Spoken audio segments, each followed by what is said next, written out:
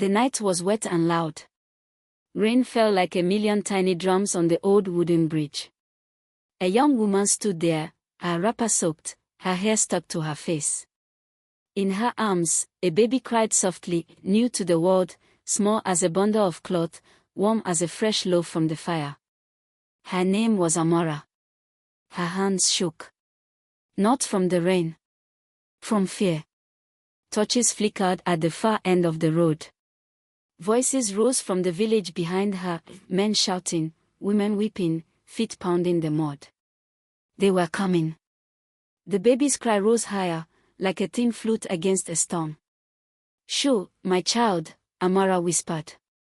"I will not let them take you." She pressed her lips to the baby's forehead.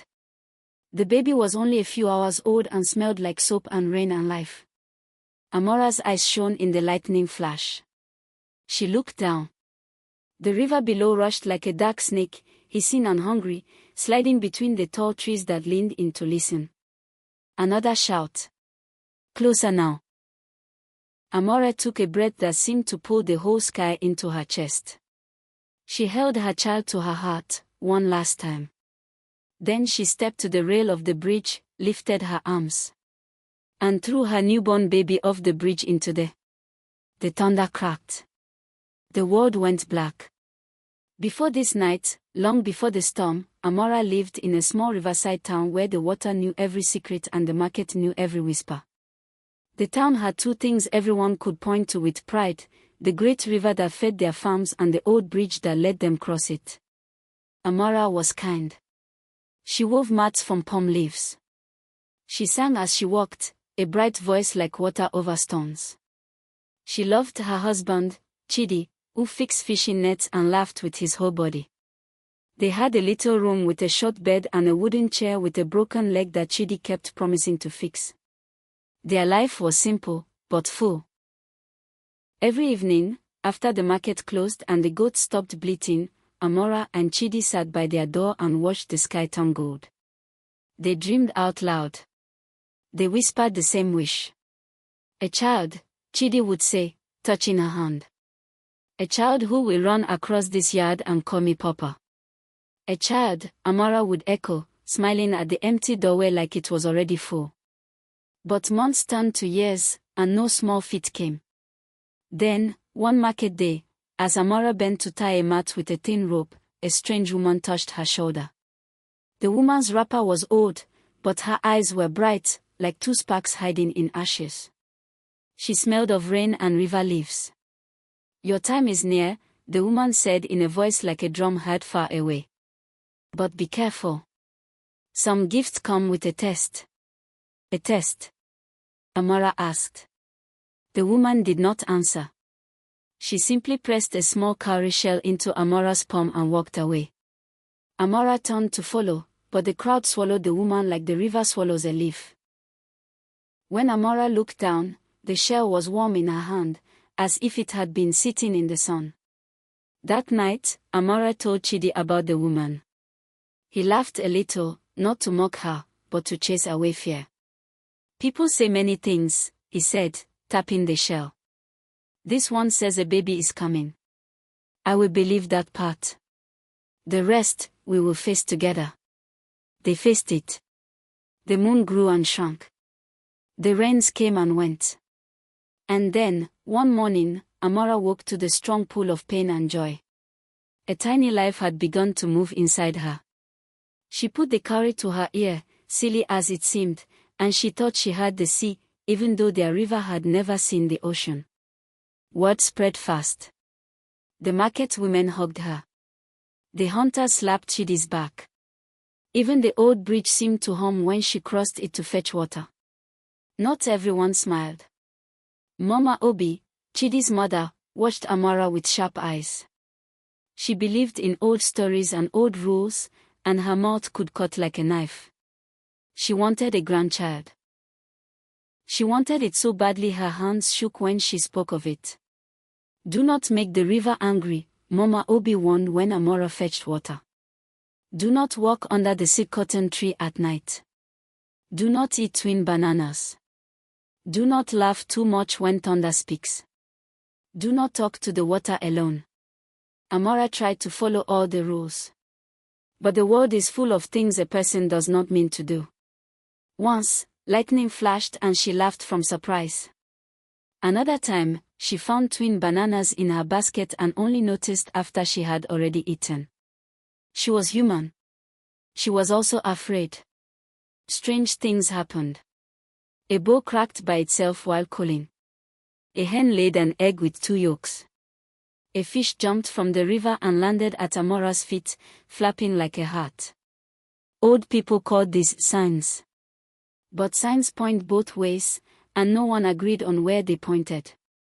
The midwife, Auntie Ngozi, came often. She was gentle. She carried a bag of herbs and small jokes.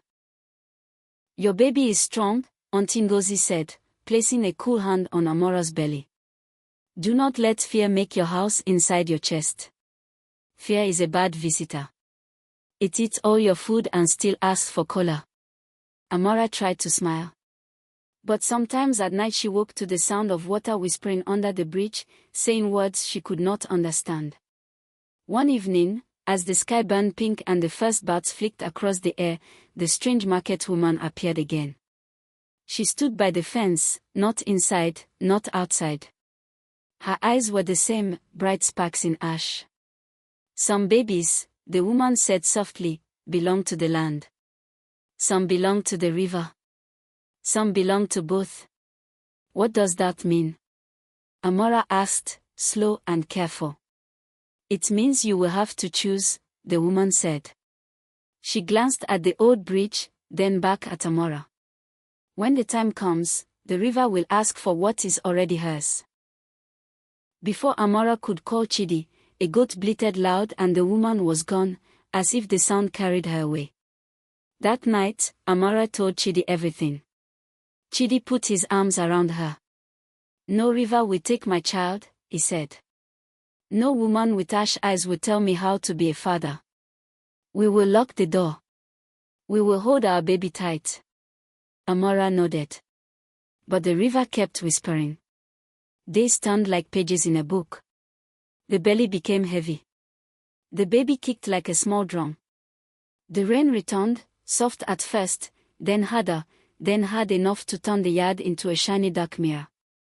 The old bridge groaned under the feet of traders, goats, and stories. Then the day came. The sky was the color of iron.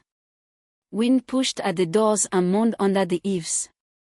Auntie Ngozi arrived with a small lamp and a big smile that tried to be brave. Mama Obi stood in the doorway, arms folded tight across her chest. Push, my daughter, Auntie Ngozi said. Push like you are sending a canoe into water. Amara pushed. The pain was a wave that rose and fell, rose and fell. She gripped a cowrie shell in one hand until the smooth edge dug into her skin. She heard Chidi's voice outside, low and worried, talking to himself like prayer. Hours seemed to stretch like rubber. Then, a thin cry. A sound like a bird opening its beak to the sun. A baby's first voice. Auntie Ngozi wrapped the child in a clean cloth. She laughed and cried at once. A boy, she said, eyes shining.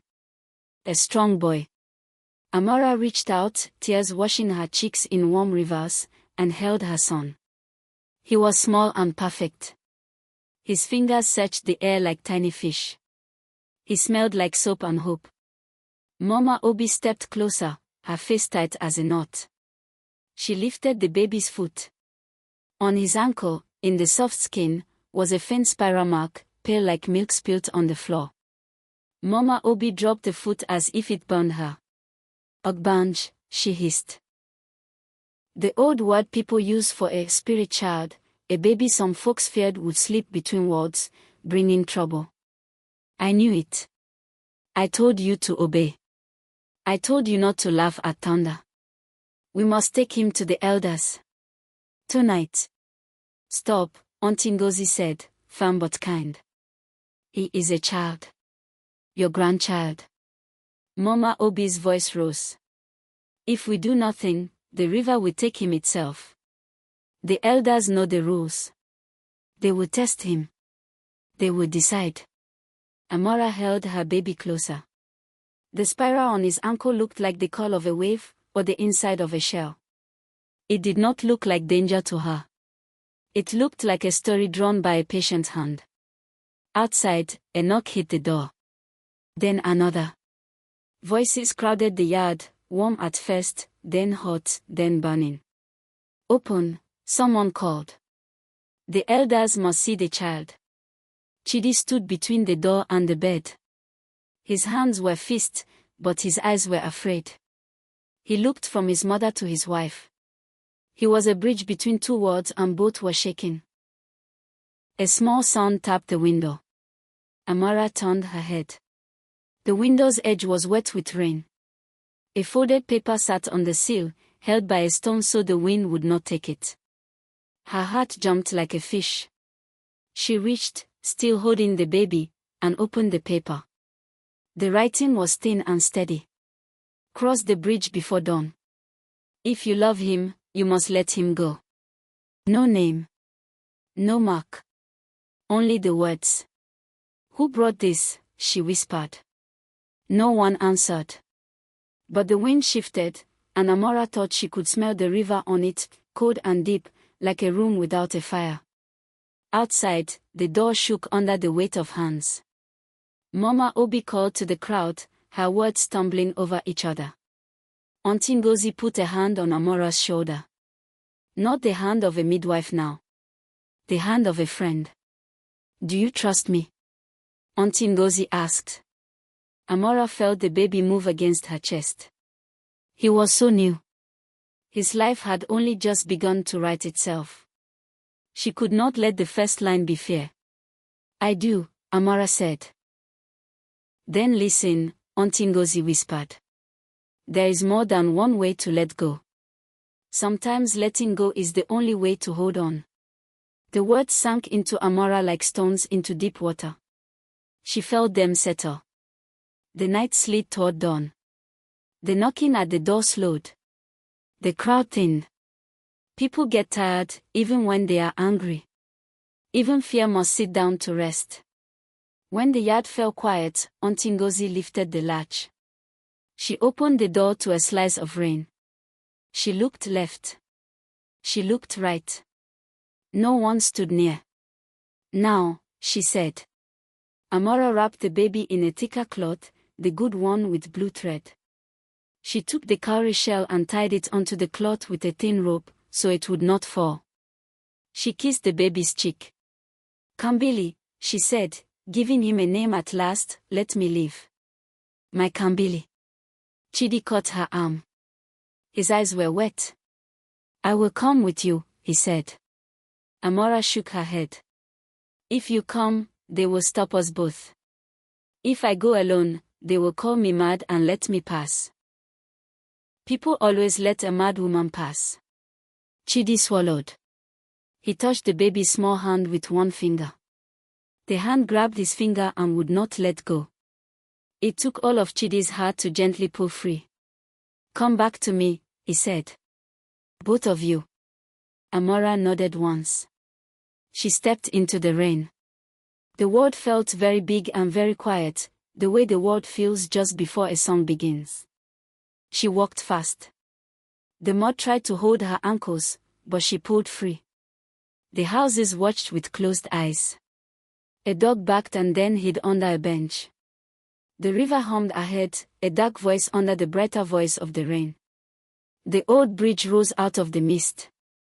It looked tired. It looked brave. It had carried 1,000 lives and 1,000 stories. It would carry this one, too. Amara climbed onto the planks. The wood creaked under her feet. She moved to the middle, where the water ran deepest and the trees leaned closest. She looked down. The river's skin rippled. The surface showed broken pieces of sky, like a mirror made of many small mirrors. Beneath the surface, something moved, slow, wide, patient. It could have been a rock. It could have been a current. It could have been a canoe tucked in the shadow. Or something else. Something that watched and waited. Please, Amara said to whatever lived in the dark. Take what is yours and give me back what is mine. The baby whimpered. She pressed him close. From the road behind, voices loomed again, weak at first, then growing. There. There she is. Torches glowed like angry fireflies in the rain. Footsteps thudded on wet wood. Amara felt the time become thin, like cloth held too long underwater. She had to choose now. She had to choose with her whole heart. She lifted Kambili high, so his face could feel the cool air. She kissed both his eyes. She felt his little breath on her chin. She remembered the market woman's words. She remembered Auntie Ngozi's hand. She remembered her own whisper in the quiet room, "Let me live." "Live," she said. "Please live." Then Amara stepped to the rail, bent her arms back like a bow, and threw her newborn baby off the bridge into the... There was no splash. There was a sound like cloth catching on wood. A sound like hands, not water. A sound like a breath taken in and held tight. Amara leaned over the rail, rain running off her face, heart beating like a drum in a race. The torches behind her flared brighter. The footsteps hammered closer. "Amara." Chidi's voice, far and broken, trying to reach her across the storm. "Amara, what have you?" Down in the dark, something moved.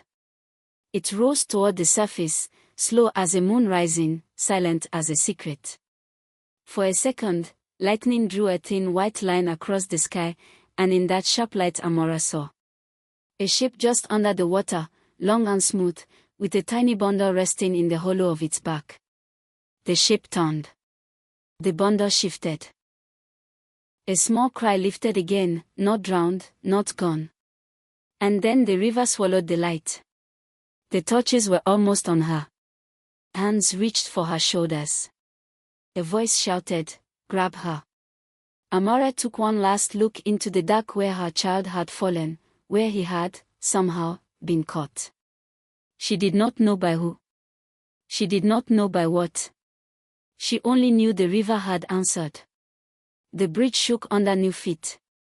A hand clamped on Amara's arm. From below, the water bulged, as if something very large was turning over. The night held its breath. The grip on Amara's arm was iron. Rough fingers dug into her skin, yanking her back from the rail. She stumbled onto the wet planks, her knees nearly giving way. The torches closed in, yellow flames bending in the rain, painting wild shadows on the bridge's old wood. "Where is the child?" someone shouted. Another voice barked, "She's mad. She's killed him." Amara's breath came in short bursts. Her eyes were fixed not on them, but on the river below. On the place where she had seen that impossible shape, that smooth, dark back cradling her child. "I saw," she began, but a slap cracked across her cheek. Mama Obi stood before her, eyes blazing like burning coal. "You saw nothing." Mama Obi spat.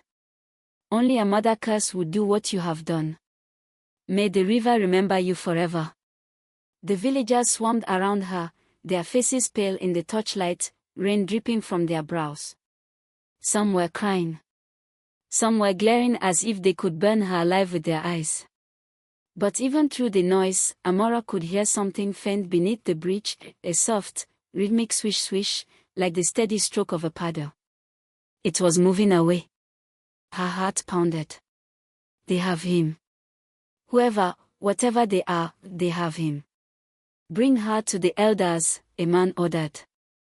"Yes, let her answer for this in the square," another agreed. Hands gripped her arms on both sides. Chidi broke through the circle, his face white with horror. "Amara, tell me this isn't..." He couldn't even finish. His voice cracked like a pot dropped on stone. Her lips trembled. "Chidi is alive." "Alive?" Chidi's eyes darted to the black water. "How?" She saw nothing. Mama Obi cut in sharply. "If there was life in that child, the river would not keep silent. But the river wasn't silent. Amara heard it, not in words, but in a sound like a low hum under the rain. The same hum she had heard in her dreams. The villagers began to drag her toward the far end of the bridge. Amara's eyes locked with Chidi's for the briefest second. She willed him to see the truth in her face, to trust her as she had trusted him. And maybe he did. Because as they pulled her away, Chidi glanced over the side of the bridge and froze. His head tilted slightly, like he was straining to hear something. His mouth opened a little. Then he shut it and said nothing. They shoved Amara into the elder's hut, a wide, low room heavy with the smell of smoke and herbs. The floor was beaten earth, wet with rainwater that had been tracked in. 3 elders sat on carved stools at the far end, each draped in thick wrappers. The one in the middle, Elder Namdi, leaned forward, his eyes sharp as hooks. "They tell me you threw your newborn to the river," he said slowly. "Do you deny this?" Amara swallowed. "I gave him to the river so he could live." Gasps rustled through the gathered villagers. Mama Obi hissed like a snake. "Explain yourself," Elder Namdi demanded. Amara's mind spun. If she told the truth, that something under the water had taken her child without harming him, they would call her mad, or worse. If she lied, she might never see Kambili again. "I saw something," she began. "It caught him before he touched the water." "What thing?" Elder Namdi pressed. "A bark," Amara said softly. "Smooth. Dark. Like the skin of." Her voice died in her throat. If she said like a spirit, it would feed their fear. If she said like a creature, they might send hunters into the water. "A curse," Mama Obi declared loudly. "This is the work of a Banj. The child was never meant to stay." The other 2 elders murmured to each other, their faces unreadable. Finally, Elder Namdi straightened. "Until we know the truth, you will be kept in the women's house. You will not leave without guard. And if the river brings back your child," he paused, his gaze heavy on her, "we will see if he is still your child at all." That night, lying on a reed mat in the women's house, Amara stared into the dark. She could still feel the weight of Kambili in her arms, still smell his newborn scent. Somewhere out there, in the black belly of the river, he was breathing. She felt it. A low whistle floated in from the open window. Not a bird. Not the wind. She sat up. A figure stood just beyond the fence. In the dim moonlight, Amara saw the market woman's ash-bright eyes. "The river will keep him safe," the woman said softly. "But the elders will not. You must be ready when it calls you again." And then she stepped back into the night and was gone, leaving only the sound of the river's steady hum. Amara's heart pounded. When it calls me again. What could that mean? And why did she feel that the call might come sooner than she dared imagine? The women's house was never quiet.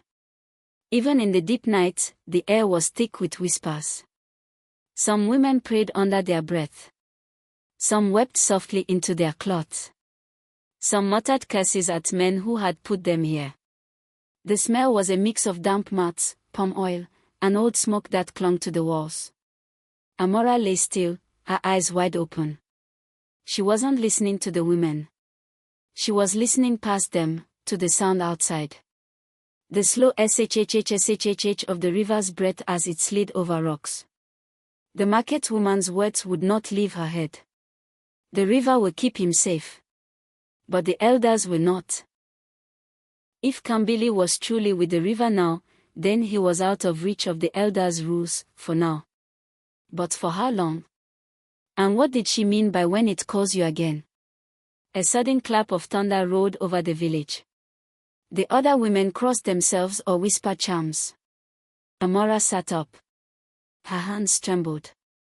Through the open slats of the wall, she saw a flicker, not lightning, but something low and golden, moving along the edge of the water. It glided past the moon's reflection and was gone. By morning, the gossip had spread like spilled palm wine. Some said the river had taken the child as payment for an old debt. Some swore they had seen a long dark shadow swimming upstream at dawn. Mama Obi was already telling anyone who would listen that the baby had been an Ogbanj from birth. Chidi came to see Amara, allowed only a few minutes under a guard's watchful eye. He looked tired, as if he had not slept. "They won't let me speak in your defense," he said quietly. "They say I am too close to see the truth." "And do you see it?" Amara asked, searching his face. Chidi glanced at the guard, then leaned closer. "When they grabbed you on the bridge, I looked down.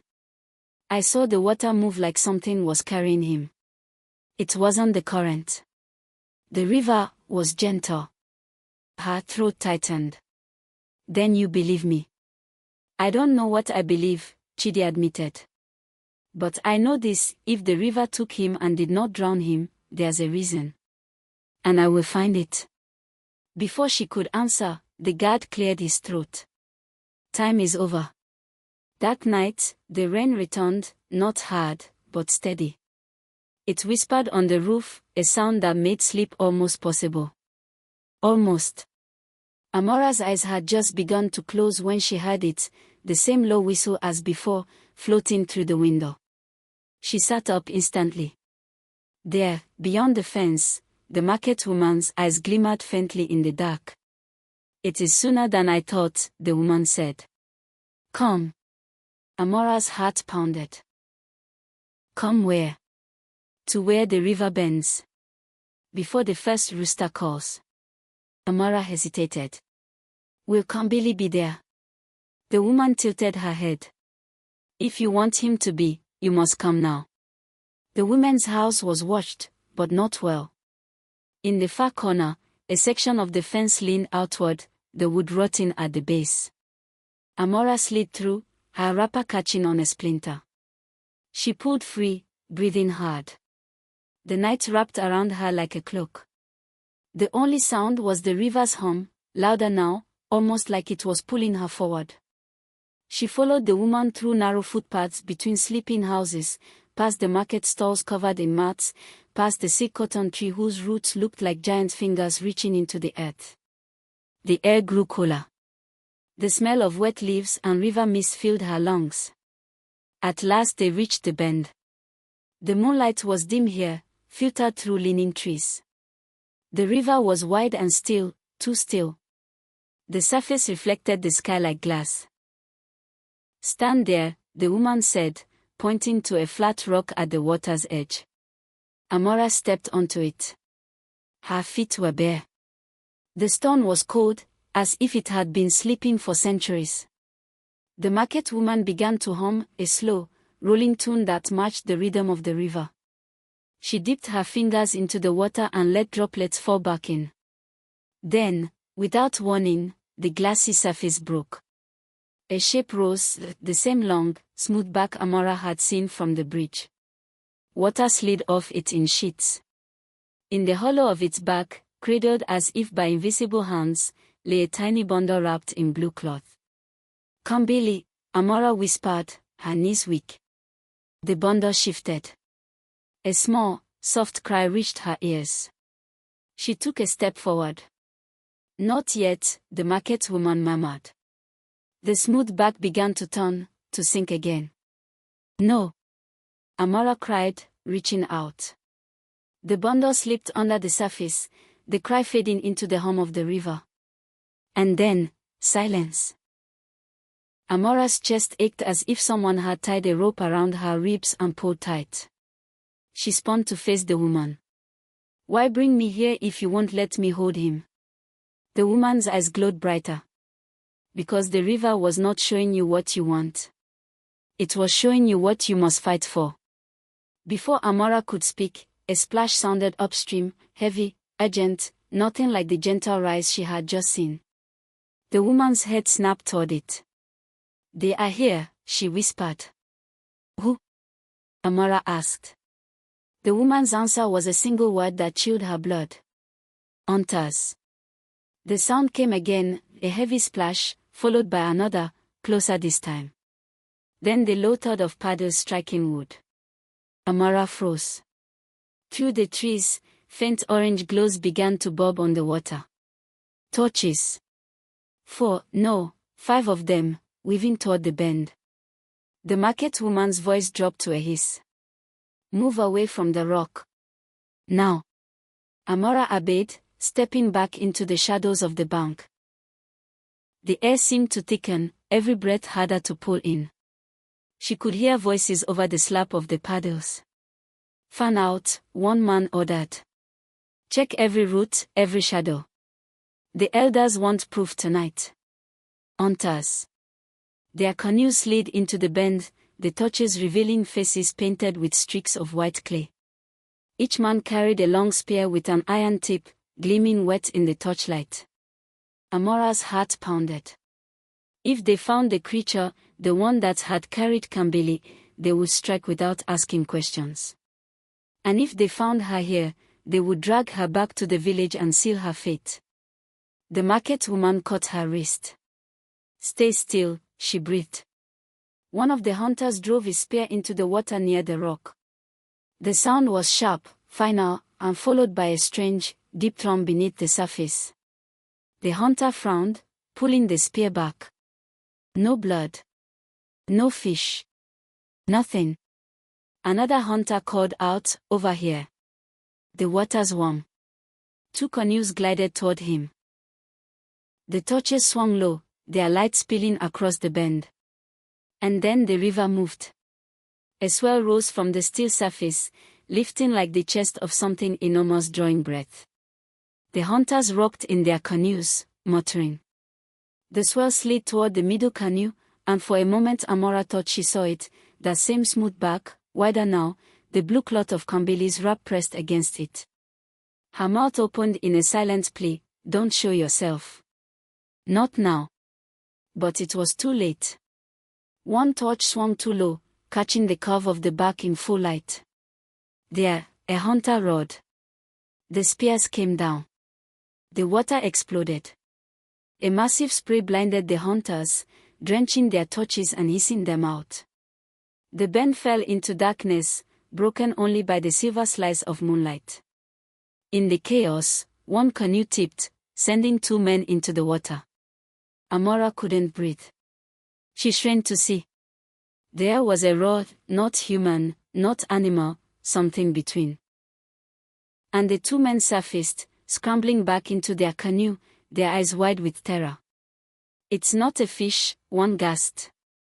It's not, his words cut off in a choking cough. The market woman pulled Amara deeper into the trees. We must go. But Kambili, Amara's voice cracked. He is not gone, the woman said. The river will not give him to them. But now they know it exists. They will come again, with more spears. They hurried through the undergrowth, the sounds of the hunters shouting fading behind them. Amara's feet sank in the mud, roots snagging her steps. Every few moments, she glanced back, hoping for a glimpse of blue cloth in the moonlight. By the time they reached the edge of the village, the woman stopped. She turned to Amara, her face set in something between warning and pity. Tomorrow, she said, the elders will send for you. They will tell you the river is cursed, and that what it took must be destroyed. You must decide then whether you will stand with them or against them. Amara swallowed hard. And if I stand against them? The woman's eyes, bright as ever, didn't blink. Then you will need more than courage. You will need the river itself. Before Amara could speak, a loud bang echoed from the direction of the bend, a drum signal from the hunters. 3 beats, long and low. The market woman's face tightened. They've seen something. Amara's skin prickled. What? The woman's voice was almost a whisper. Your child is not alone. The 3 drumbeats hung in the air long after they stopped. Low. Heavy. Warning. In the village, people began to stir from their huts despite the late hour. A few men with cutlasses ran toward the sound. Children were shushed back inside. Doors banged shut. Amara stayed in the shadows, the market woman at her side. What does it mean? Amara whispered. The woman's gaze stayed fixed toward the river. It means the hunters have seen more than they understand. And they will not keep it to themselves. By morning, the gossip was sharper than a fisherman's hook.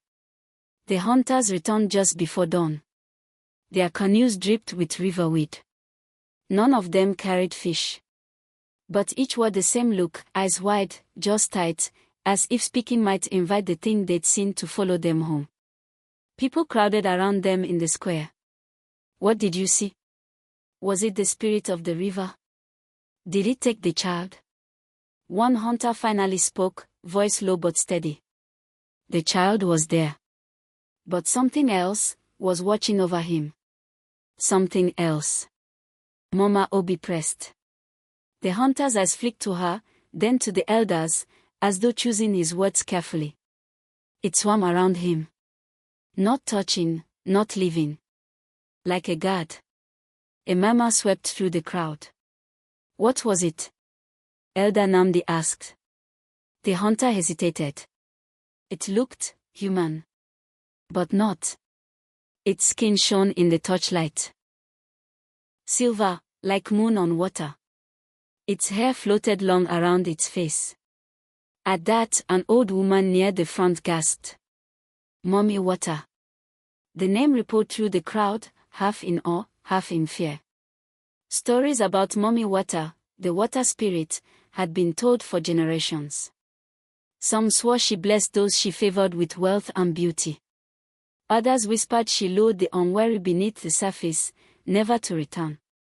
Amara felt her knees weaken. She remembered the market woman's warning, some babies belong to the land. Some belong to the river. Some belong to both. Could Kambili be claimed by Mami Wata? She wanted to believe the spirit was protecting him. But the way the villagers' mother told her they saw only danger. Elder Namdi raised his voice. If the river holds a child and a spirit, it means the balance between our world and theirs is broken. We must restore it. Mama Obi stepped forward eagerly. Then we must send the hunters again. With charms and nets strong enough to catch a spirit. The crowd roared in agreement. Amara's stomach twisted. If they send the hunters again, this time prepared, the river might not have the strength to protect Kambili. Later that day, as the sun dipped low, Chidi came to her again. His face was drawn. They will leave at first light, he said. And this time, they will not return without something to show. We have to stop them, Amara said. Chidi's hands tightened into fists. How? They won't listen to me. To them, you're the woman who threw her own baby away. Amara felt the burn of tears she didn't want to cry. Then we go to the river before they do. Chidi shook his head. If they catch us. If we do nothing, she cut in, Kambili will be gone forever. I would rather die by the riverside than live in this village without him. Chidi stared at her for a long moment, then nodded once. That night, the market woman came to her in the shadows behind the woman's house. The hunters will not succeed, she said. But neither will you, if you go as you are. What do you mean? Amara asked. You cannot face the river empty-handed. The woman reached into her wrapper and drew out the cowrie shell she had given Amara months ago. Only now, the shell glowed faintly in the moonlight. When the time comes, throw this into the water. If the river still favors you, it will answer. Amara closed her fingers around the shell. It was warm, as if it had been sitting in the sun, just as it had been the first time she touched it. The woman's eyes narrowed. But be warned. The river may answer in a way you do not expect. Before Amara could speak, a loud thunk echoed from the square. A hunter's voice rang out, ready the nets. The spirit will not escape tomorrow. The market woman looked back toward the river. Then tomorrow, we decide whether your child belongs to you, or to the depths. The next dawn would bring a collision. hunters, the river spirit, and a mother desperate enough to risk her life. But what none of them knew was that something else had entered the river in the night. And it wasn't there to protect anyone.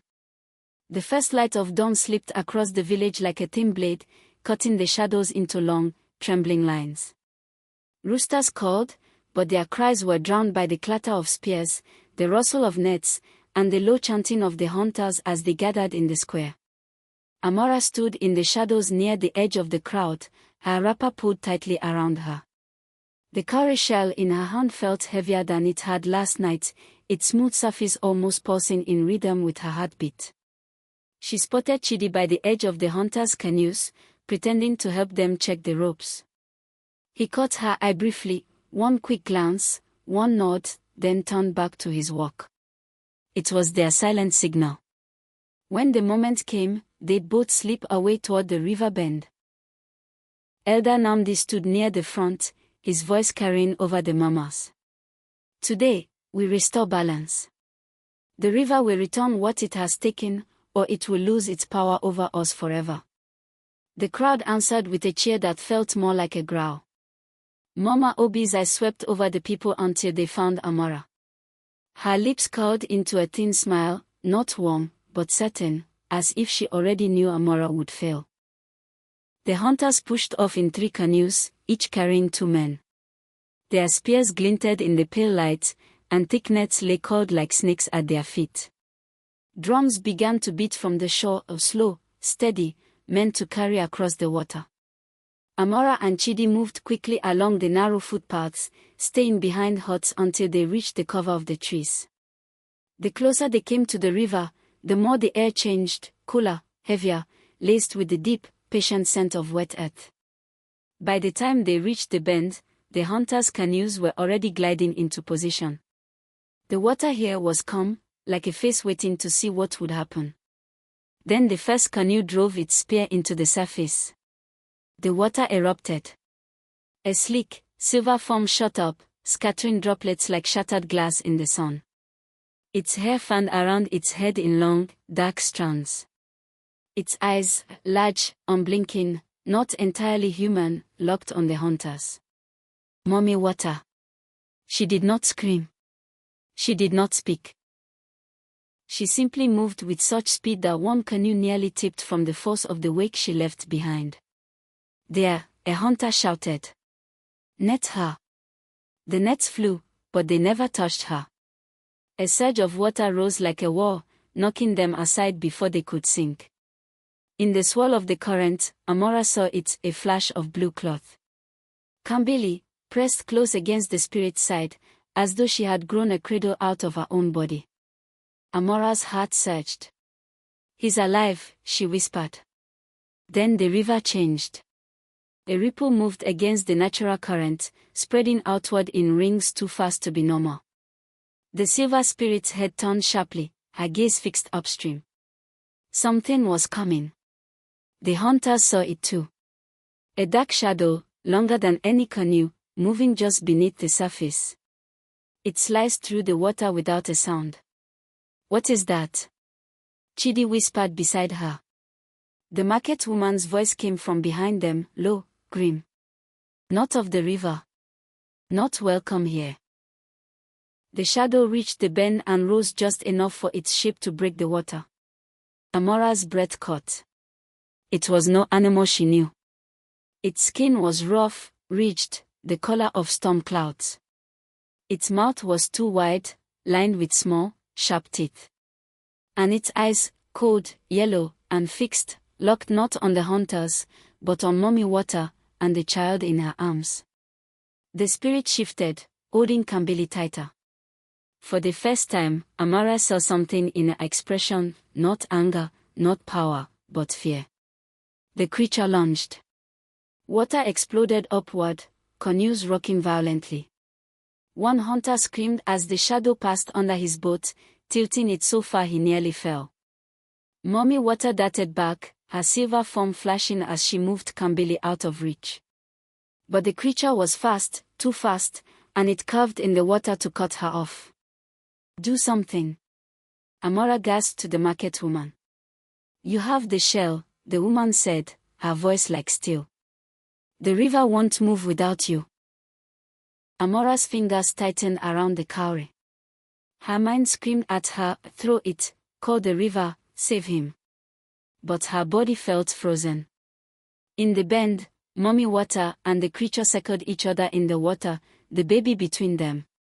The hunters, forgetting their mission, stared wide-eyed, their spears held but unmoving. Then the creature struck. Its head rose fully from the water, jaws opening, and in that instant, Amara saw exactly where it would close, not on the spirit, but on Kambili. Her breath ripped from her chest. She pulled back her arm to throw the cowrie into the water.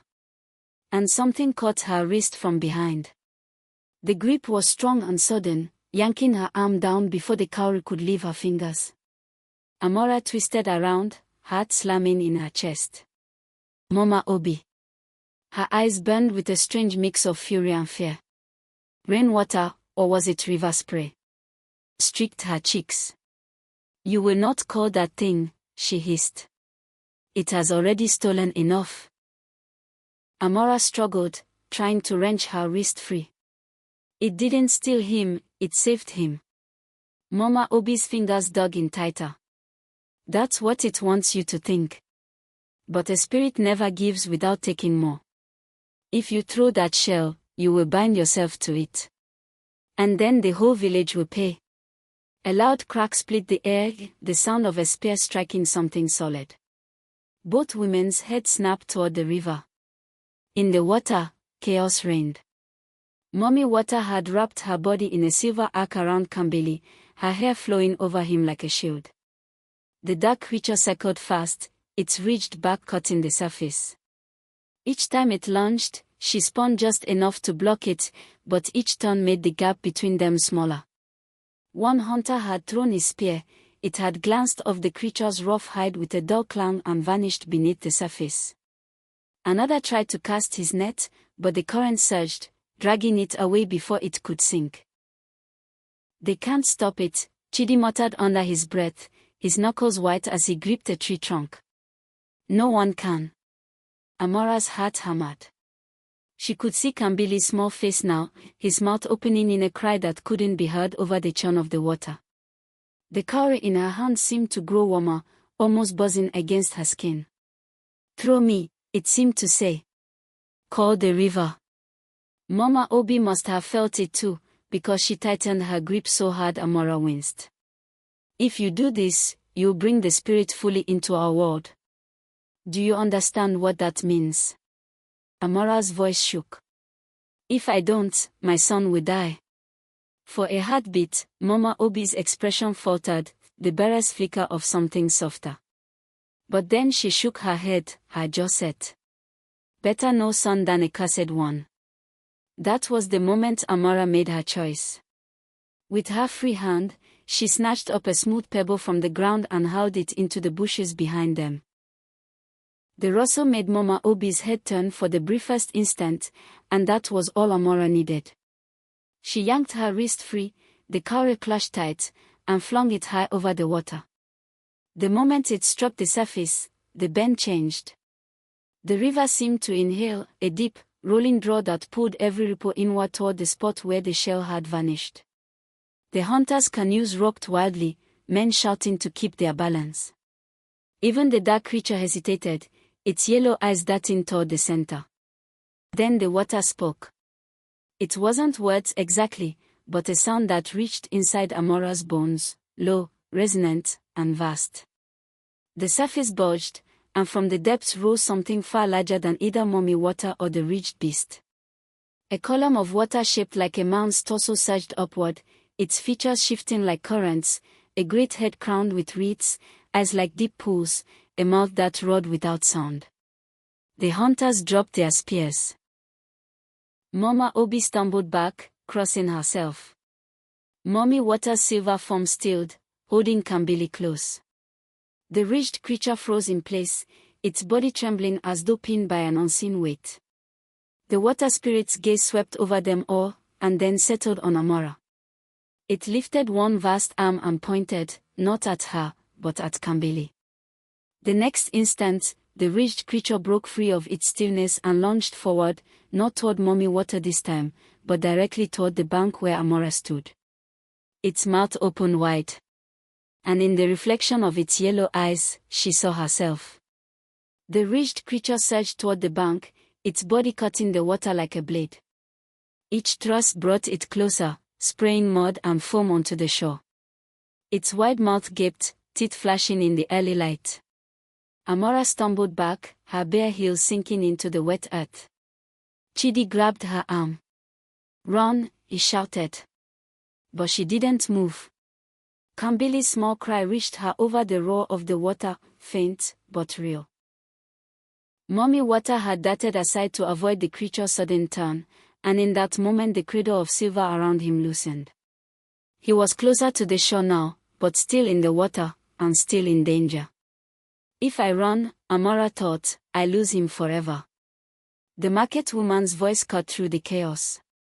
The cow has woken the river, but the river watches to see what you will do. If you want him back, you must prove you are not afraid to follow.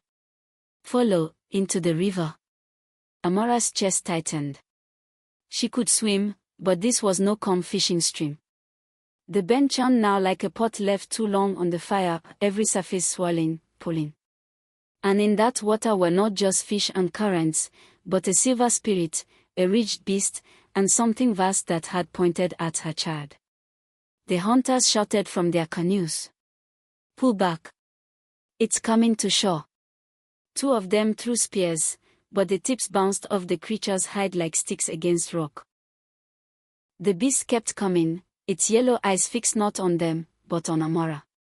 Chidi tried to drag her away, but she wrenched free. "If it's after me, I give it what it wants, but not before I take Kambili from the water."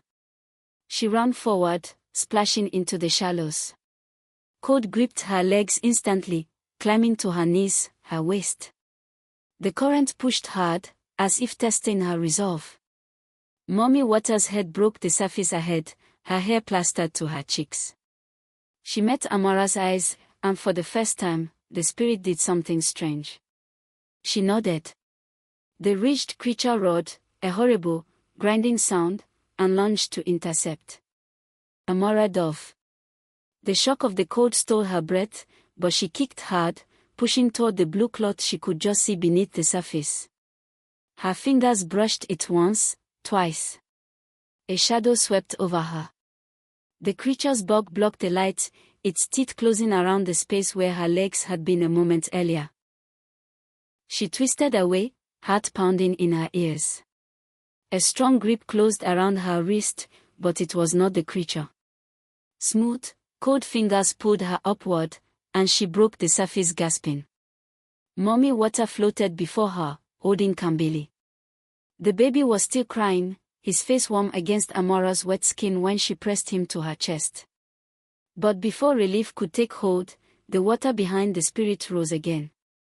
The ridged creature was not retreating. It was climbing. Its body heaved upward, dragging itself halfway out of the river. Massive, ridged limbs dug into the muddy shore. And now Amara saw its full size, larger than any crocodile, longer than 2 canoes end to end. The hunters scrambled back in terror. Chidi shouted her name. The market woman's voice rang out, "It's not here for the spirit. It's here for you." The beast's eyes locked on her, and it lunged, jaws open wide enough to swallow her whole. The jaws came down.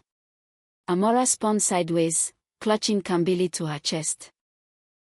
Mud splashed up as the creature's teeth slammed into the spot where she'd stood a heartbeat ago. The impact shook the ground, sending a shiver through her legs. Mami Wata darted between them, her silver form flashing like lightning in the dawnlight. She slammed a flat palm against the creature's snout. For a second, it reeled back, hissing, the ridges along its back pulsing as though it had been struck with fire. But it didn't retreat. It shifted its head toward Amara again, ignoring the spirit entirely. The market woman's voice cut through the air from the bank. "It doesn't want the child, it wants your blood." Amara's breath caught. "Why?" She shouted back, still backing toward the shallows. You carry what it cannot have, the woman called.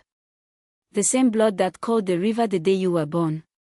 Her words hit like a stone dropped in deep water, a ripple that changed everything. Amara had never heard such a thing. No one had ever spoken of her birth like it was tied to the river.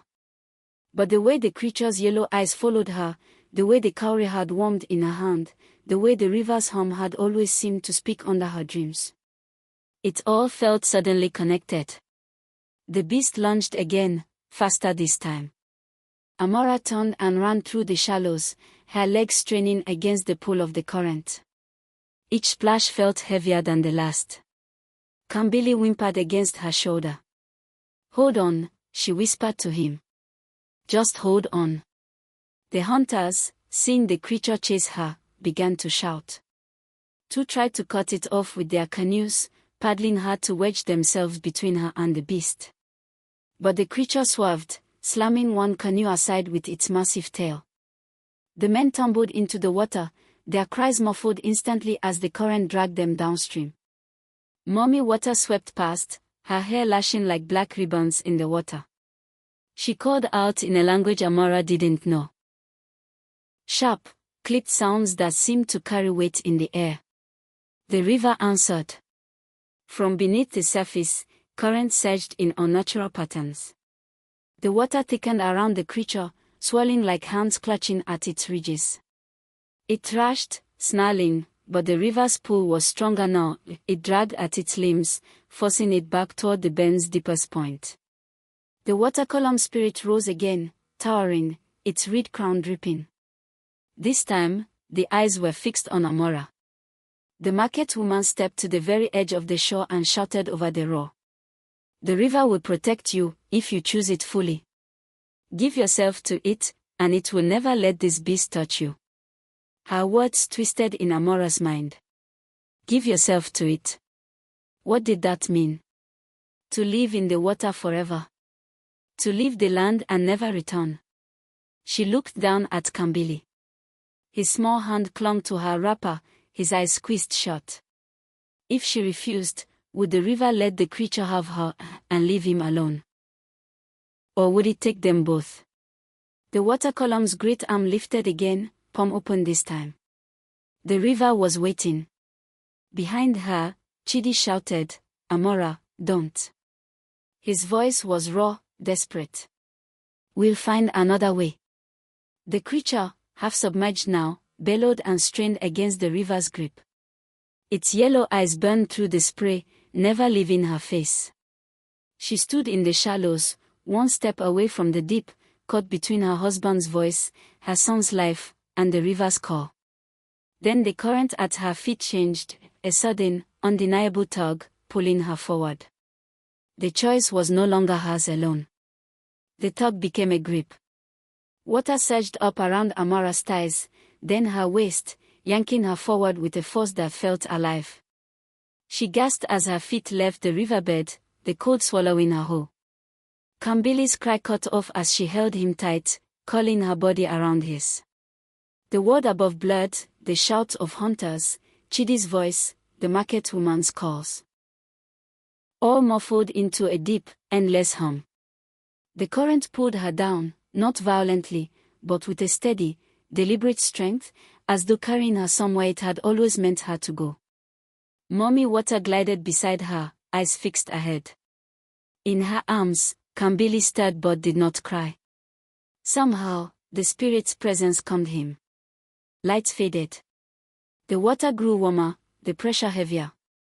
Just when Amara thought she couldn't hold her breath any longer, the current shifted and pushed her upward.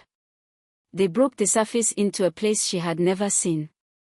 It wasn't the river as she knew it. This was a vast, hidden pool, ringed by towering rocks draped in green vines. A faint mist hung in the air, and the water here shimmered with a faint silver glow. The water column spirit loomed above the surface, its reed crown glistening. Its voice rolled through the air without moving its mouth, deep and resonant. Child of the current, you have returned. Amara's pulse pounded in her ears. I've never been here before.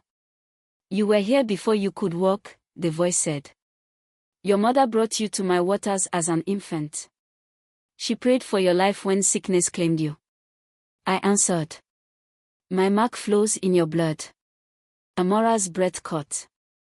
Memories of her mother were faint, warm hands, a soft voice, the smell of wood smoke, but she had never heard this story. You mean? I survived because of you. The spirit's eyes darkened like deepening pools. Yes. But every gift binds the giver to the receiver. You are of the river now, as is your son. Amara clutched Kambili tighter. I didn't agree to that. The choice was made when your mother asked, the spirit replied. But now, you must decide whether to claim it or turn away. Turn away, and the beast will have what it seeks. Amara's voice shook. Why does it want me? Your blood carries my current, the spirit said. To the beast, it is power, a way to walk between land and water without bound. It cannot take it from you unless it devours you whole. Her stomach churned. And Kambili. The spirit's gaze lowered to the baby. He carries more than you. He carries both river and spirit.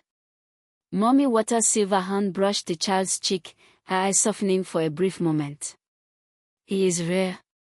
And the rare are haunted. A distant roar echoed through the rocks, low, rolling, and too close. The water around Amara trembled. Mami Wata's head turned sharply toward the narrow passage where the mist swirled thicker. Her voice, when it came, was quick and clipped. It followed us. Amara's chest tightened. Here. How? It should not have found this place, the water column rumbled, its voice now edged with anger. Something opened the way. Another roar. Closer now. The silver glow of the pool dimmed as a dark shadow began to spread across its surface.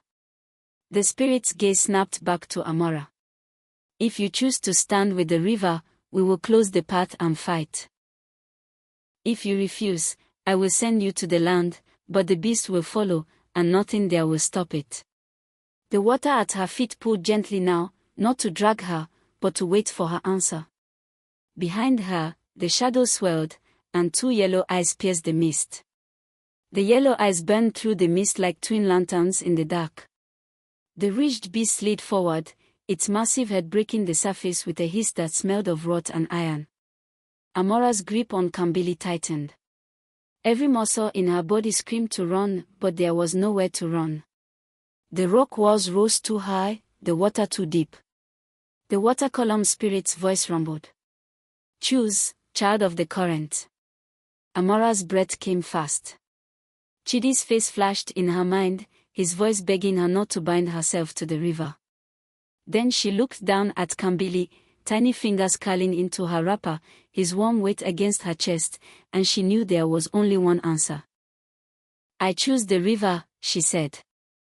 Her voice shook, but it did not break. The water column's foam flared brighter, as though the silver glow of the pool had risen into it. The current surged under her feet, wrapping her ankles, spiraling up her legs, then around her waist like a living cord. Then stand as one of us, the spirit said. And fight. The beast lunged. Its ridged back heaved, sending waves slamming against the rock walls. Mami Wata darted in front of Amara, her silver hair swirling in the water like 1,000 ribbons. She struck first, raking her hand across the beast's snout. The skin there split in a thin line, releasing a hiss of steam as the beast roared in pain. The water column lifted one massive arm and brought it down. A wall of water rose with the motion, crashing into the beast's side. The impact spun it halfway around, but instead of retreating, it dove deep, straight toward the pool's center. Amara could feel it circling beneath them.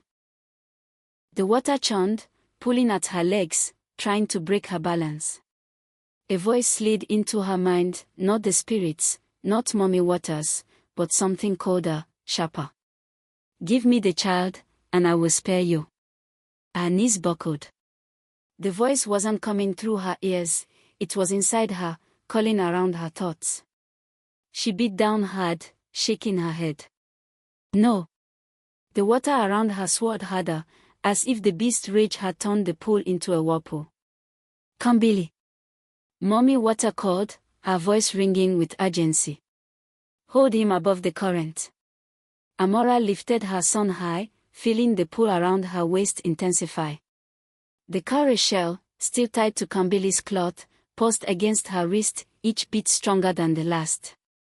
Throw the shell into its path, the market woman's voice echoed faintly from somewhere she couldn't see. The beast surged upward beneath them, its jaws opening wide, rows of teeth flashing. Amara wrenched the cowrie free and hurled it into the water just as the beast's mouth closed around where she had stood. The shell struck its ridged hide and burst with a silver light that lit the entire pool. The beast screamed, a horrible, echoing sound that rattled the rocks. Its body convulsed, the ridges along its back sparkling with streams of silver. The water column raised both arms, and the pool itself rose like a living thing, wrapping around the beast. Mami Wata pressed her palms to its head, forcing it under. Amara could barely breathe. She clutched Kambili to her chest, the silver glow reflecting in his wide, unblinking eyes. For a moment, it seemed the battle was ending. The beast thrashed less, the water holding it tighter, pulling it down toward the deepest part of the pool. Then, just before it vanished beneath the surface, its yellow eyes locked on Amara again. It is not over, the voice hissed in her mind. You are mine.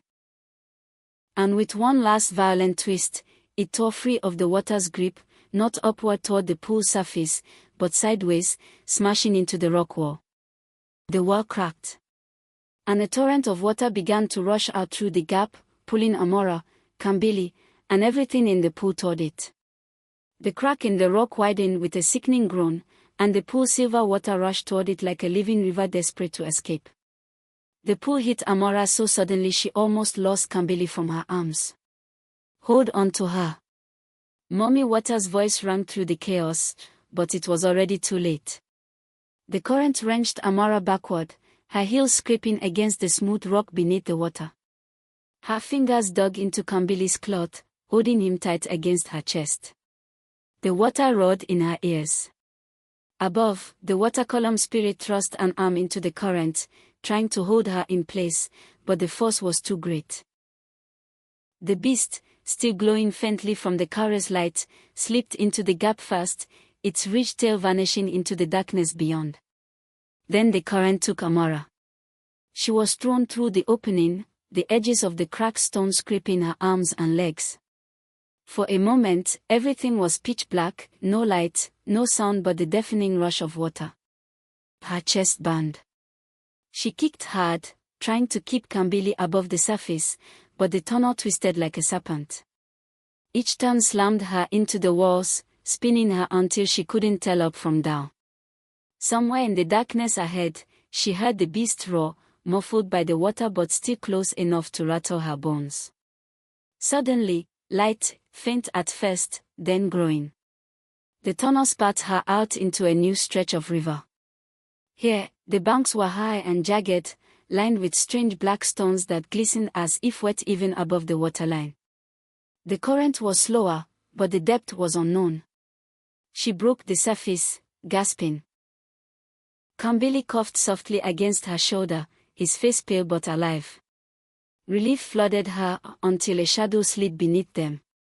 The ridged beast. Its yellow eyes glowed faintly from the depths, tracking her every move. It was no longer charging.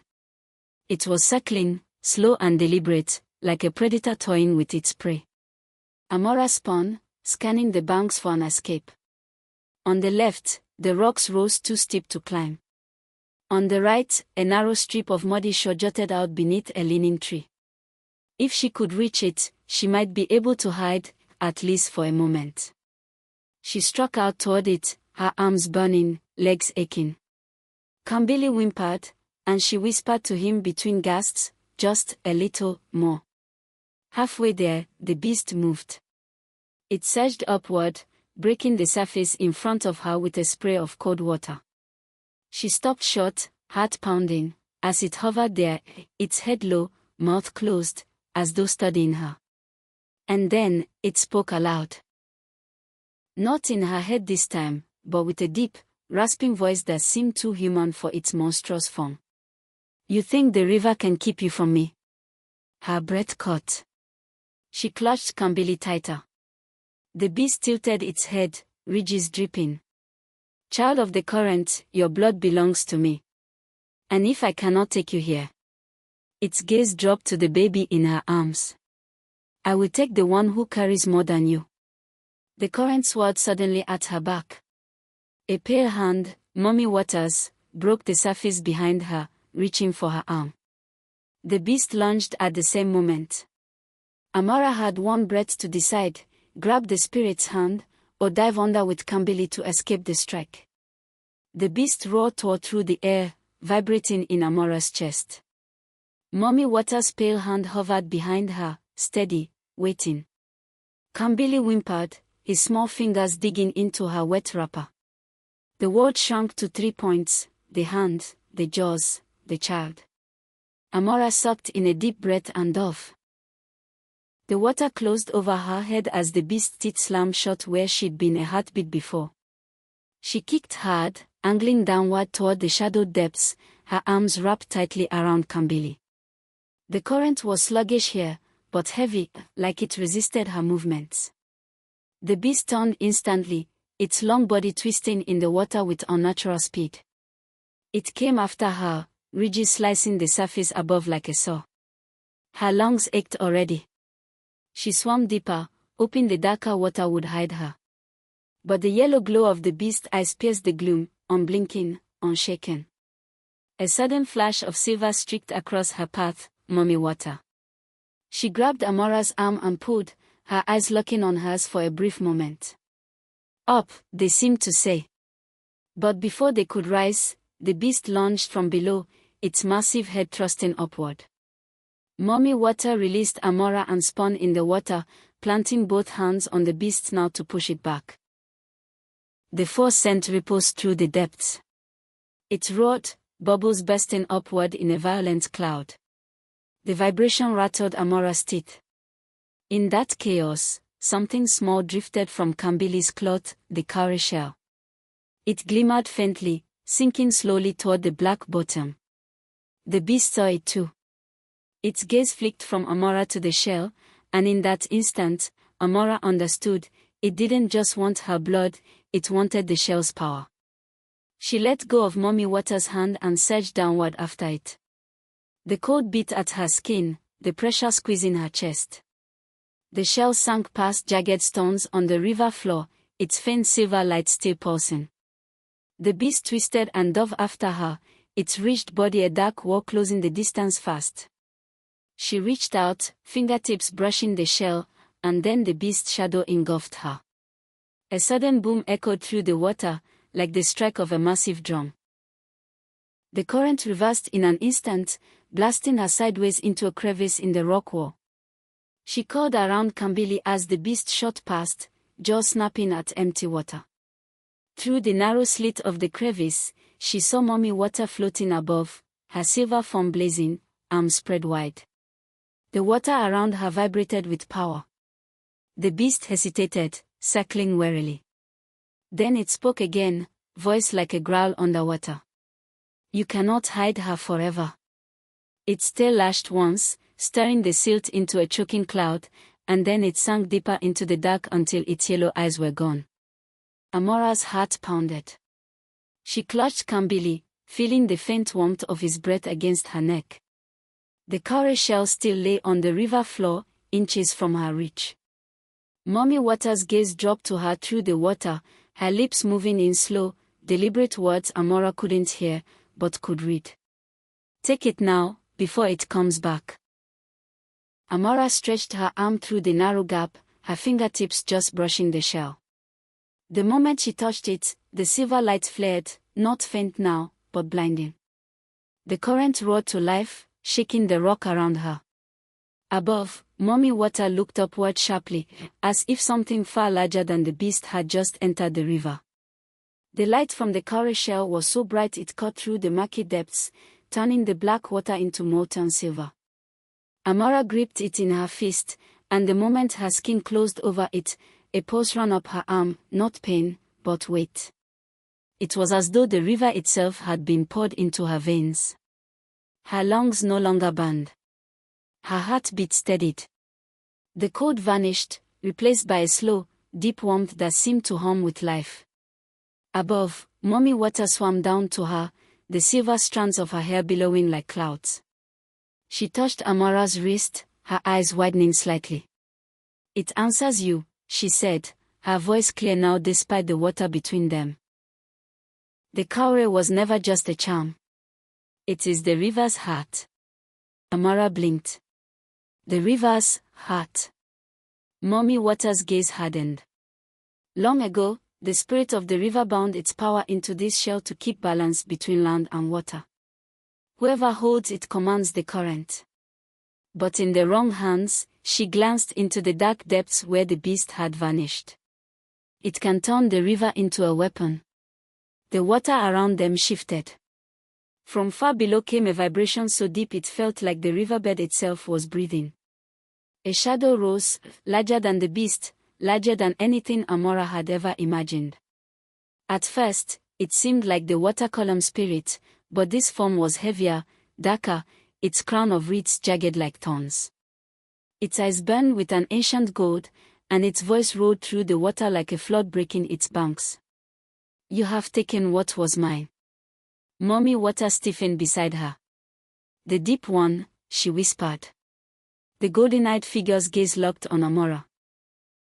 "Child of the current, the heart is not yours to keep. Give it to me, and I will spare you from drowning in what you do not understand." Amara's grip tightened around the shell. "You're the river spirit, aren't you? The one who saved me as a baby." The deep one's voice was slow, deliberate. "I was.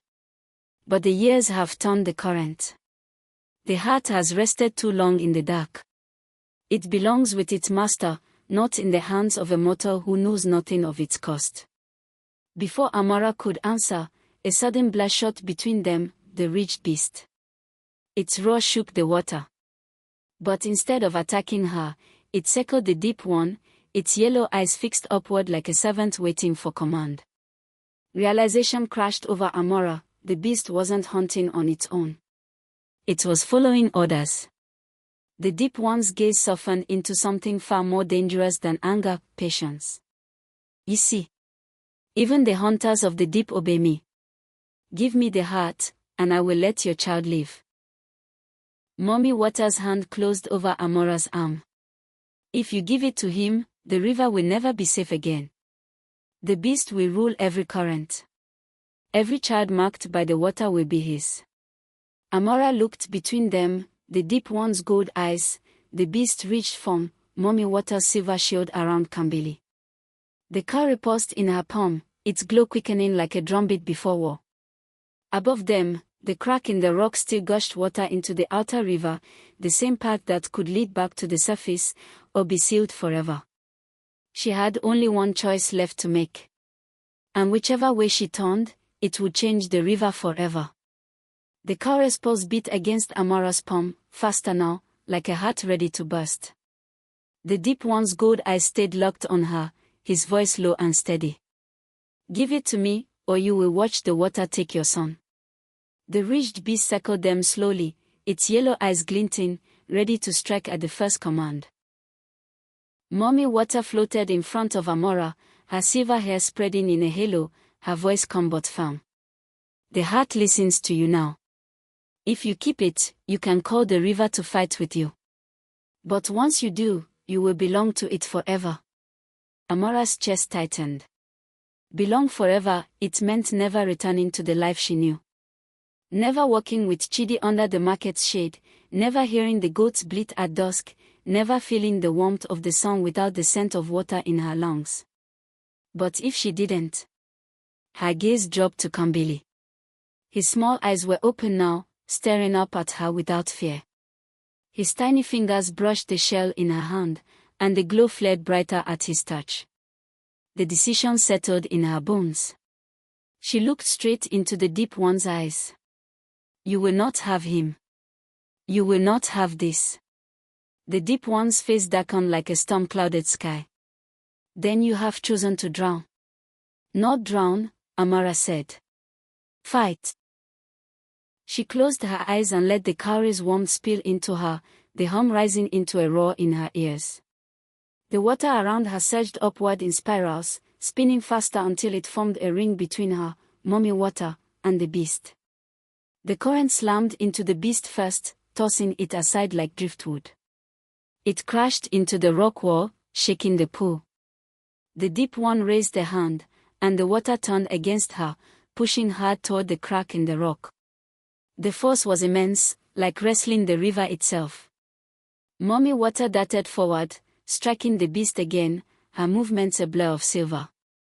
Hold the current, she called. Amara gritted her teeth and pushed the cowrie's paws outward, into the water.